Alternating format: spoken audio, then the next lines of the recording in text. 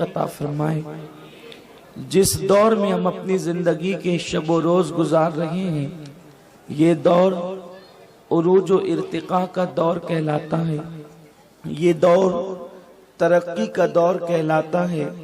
یقیناً اس دور کے اندر ٹیکنالوجی عروج پر ہے، اس دور کے اندر ایجوکیشن کی گہما گہمی ہے، یہ مشینوں کا دور ہے، یہ سائنس کی ترقی کا دور ہے، یہ سائنسی ایجادات اور دنیا کے مختلف معاملات کے انکشافات کا دور ہے۔ میرے پیارے آقا صلی اللہ علیہ وسلم کے پیارے دیوانوں، قدرت نے اپنے خزانے کھول دیے ہیں۔ پیٹرول زمین سے نکل رہا ہے، تیل کی بھرمار ہے، سونے کی کھدانوں کے منہ کھل چکے ہیں، دولت ابل رہی ہے، مال ابل رہا ہے، کہیں پر مال کی کمی نظر نہیں آتی۔ کل کے لوگ جن چیزوں کا تصور نہیں کر سکتے تھے، آج وہ ساری چیزیں ہم کر رہے ہیں۔ کل ایک ماں اگر اپنے بیٹے سے جدا ہو کر حج کے لیے جاتی تو اس کا حال یہ تھا کہ اس کو مہینوں سفر میں لگتے، اور جب ماں کا خط بیٹے تک آتا تو کبھی ایسا ہوتا کہ خط لکھنے والی ماں انتقال کر جاتی اور قبر میں اس کی ہڈیاں گھل جاتی، اس کے بعد بیٹے تک خط پہنچتا۔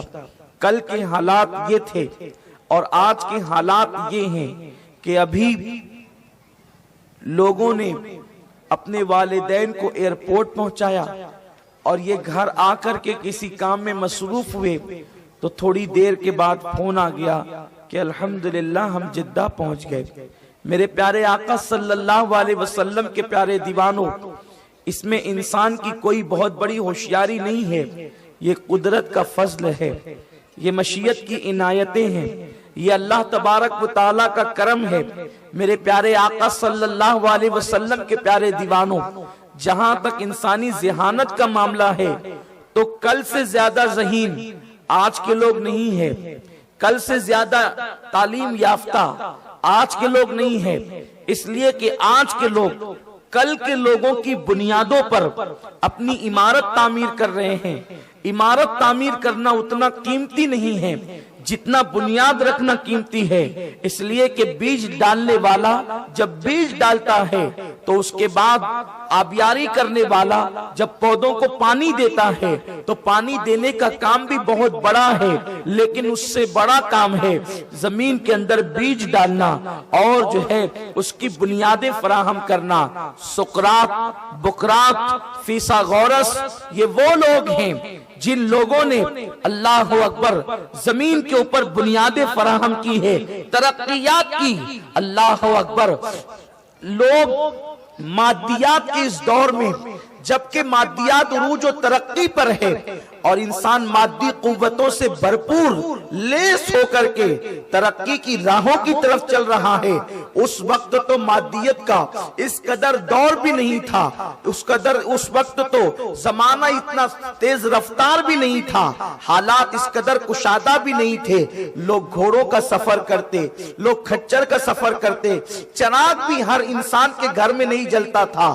جو بہت مالدار لوگ ہوتے تھے ان کے گھروں میں چراغ جلتے تھے، ہر ایک کے گھر میں چراغ نہیں جلتے تھے۔ میرے پیارے آقا صلی اللہ علیہ وسلم کے پیارے دیوانوں، آج غریب سے غریب انسان کے گھر کے اندر کم سے کم ایک لائٹ تو ضرور موجود ہے، ہر انسان کا گھر منور ہے، ہر انسان کا گھر روشن ہے۔ لیکن کل بادشاہوں کے محل میں چراغ جلتے تھے، تاجروں کے گھروں میں چراغ جلتے تھے، عام انسانوں کے گھروں میں چراغ نہیں جلا کرتے تھے، ایسے حالات سے لوگ گزرتے تھے۔ لیکن میرے پیارے آقا صلی اللہ علیہ وسلم کے دیوانوں، کل کے مقابلے میں آج دولت زیادہ ہے، کل کے مقابلے میں آج آسانیاں زیادہ ہے، کل کے مقابلے میں آج جو ہے زندگی گزارنے کے لیے عیش و عشرت کے سامان زیادہ ہیں۔ لیکن میرے پیارے آقا صلی اللہ علیہ وسلم کے دیوانوں، ہونا تو یہ چاہیے تھا جس اللہ نے ہم پر راہ کشادہ کر دیا، ہمارے لیے مال کشادہ کر دیا، ہمارے ہمارے لیے زندگی کشادہ کر دی, ہمارے لیے عیش و عشرت کے سامان اللہ نے مہیا فرما دیے. ہونا تو یہ چاہیے تھا اس رب کی بارگاہ میں سر بس سجود ہو جاتے. کل اور آج کی بات میں اگر میں بتاؤں آپ کو, ایک مرتبہ حضرت سیدنا نوح علیہ السلام اپنی قوم سے ایک جگہ سے گزر رہے تھے. دیکھا کہ ایک بڑھیا ہے روتی ہوئی بیٹھی ہے. حضرت نوح نے پوچھا بڑی بھی رونے کی وجہ کیا ہے؟ اس نے کہا حضور میرے 2 بیٹوں کا انتقال ہو گیا. آپ نے فرمایا تیرے 2 بیٹوں کا انتقال ہوا, مائی تو رو رہی ہے, وہ رونے کی وجہ سمجھ میں آ گئی, لیکن بتا تیرے بیٹوں کی عمر کیا تھی؟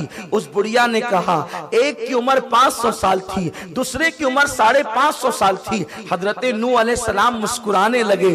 بڑھیا نے کہا اے اللہ کے پیغمبر, میرے بچوں کی موت پر آپ مسکراتے ہیں, میں روتی ہوں آپ مسکراتے ہیں. حضرت نوح علیہ السلام فرماتے ہیں بڑھیا میں تیرے بچوں کی موت پر نہیں مسکراتا, میں تو امت محمدیہ کو یاد کر کے مسکراتا ہوں.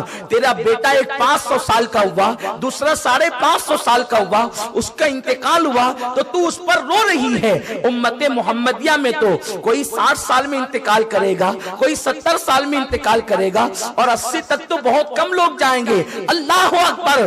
اس بڑھیا نے اتنا سنا, سننے کے بعد اس نے کہا اے اللہ کے پیغمبر آپ نے عجیب سی بات کہی, اگر وہ 60-70 سال جیئیں گے, کل ان کی عمر فطری اور طبعی طور پر 60-70 سال کی ہوگی, اس کا مطلب وہ گھر تو نہیں بنائیں گے, کیونکہ گھر بنانے کی ضرورت ہی پیش نہیں آئے گی.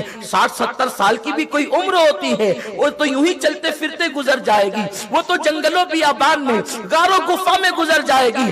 اس وقت اللہ کے پیغمبر نے فرمایا تھا مائی تیرے گھر سے قیمتی ان کا گھر ہوگا, تیرے گھر سے خوبصورت ان کا گھر ہوگا. اس نے کہا حیرت ہے, تو پھر کیا 60-70 سال وہ صرف گھر بنانے میں گزار دیں گے, وہ جیئیں گے کس طریقے سے, اس میں رہیں گے کب؟ حضرت نوح نے فرمایا تھا جس کا تو تصور نہیں کر سکتی, اس قلیل مدت کے اندر ان کے مکانات بنیں گے. آج آپ دیکھ لیں سال 2 سال کے اندر فلک بوس عمارتیں کھڑی ہو جاتی ہے. یہ قدرت کی طرف سے انعام ہے, یہ اللہ کی طرف سے عطیہ ہے. قدرت نے ہمارے لیے بہت آسانیاں پیدا کر دی ہے, لیکن نعمتوں کے ملنے پر ہونا تو یہ چاہیے تھا یہ قوم رب کی بارگاہ میں سربس سجود ہو جاتی, رب کی بارگاہ میں عبادت کے لیے جھک جاتی, خدا کی فرما بردار بن جاتی, عبادتوں کے قریب آ جاتی, خدا خانوں کو آباد کر دیتی, رب کے فرامین پر عمل کرتی, اللہ کے قانون پر عمل کرتی. لیکن اللہ اکبر, شومی قسمت, خدا جتنی عنایتیں کر رہا ہے, خدا جتنا کرم کر رہا ہے, اللہ جتنے احسانات کر رہا ہے, اتنے ہی ہم اللہ کے باغی ہوتے جا رہے ہیں, رب سے دور ہوتے جا رہے ہیں, اس کے قانون کے ساتھ بے وفائی کرتے نظر آ رہے ہیں. لیکن سن لو, جب بھی کسی قوم کو اللہ نعمت دیتا ہے اور وہ قوم خدا کی باغی ہوتی ہے, اللہ اس قوم سے نعمتیں چھین لیتا ہے. میرا اللہ ارشاد فرماتا ہے ان اللہ لا یغیر ما بقوم حتی یغیر ما بانفسہم. اس وقت تک اللہ کسی قوم سے نعمت نہیں چھینتا, اس وقت تک میرا کریم کسی قوم سے دی ہوئی نعمت کو واپس نہیں لیتا, جب تک کہ وہ قوم خود ایسے حالات پیدا نہ کریں